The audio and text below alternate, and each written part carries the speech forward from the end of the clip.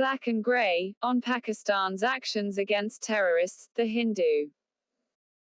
The timing of Pakistan's arrest of Zaki-ur-Rahman Lakhvi, the LET operations commander, and linked to the 2008 Mumbai attacks, just ahead of the next meet of global watchdog, the Financial Action Task Force, FATF, has been greeted with skepticism in India. Whenever Pakistan has faced a decision on its grey list status, it has carried out similar actions that appear to be aimed more at ensuring a better outcome for itself at the FATF. Its arrest and conviction of Hafiz Saeed and other LET leaders in terror financing cases, the passing of anti-terrorism and money laundering laws in the Pakistan Assembly to bring them in line with FATF-mandated international norms, and the publication of new lists of terrorists at various times, all timed before FATF reviews of Pakistan's status, have been cited as more of the same.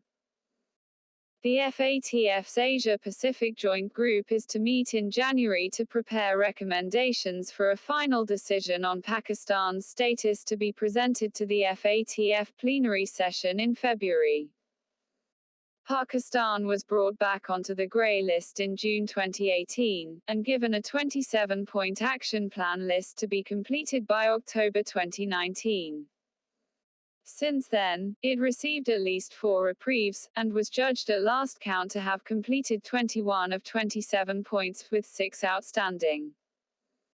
The plenary session can choose one of 3 options therefore, in keeping Pakistan on the grey list, where it is subject to some financial restrictions, to downgrade it to the blacklist, where it will face stringent sanctions, or close the review and let Pakistan off the lists altogether. Pakistan will now hope that its progress in the action plan and having key terror figures in prison earn it a reprieve. The fear for India is that if Pakistan earns that reprieve, it can reverse all its actions. India has watched the arrests of all these men and other terrorists on India's most wanted lists in the past, only to find that they are released on bail, or let off over prosecutorial lapses once the world's gaze is averted.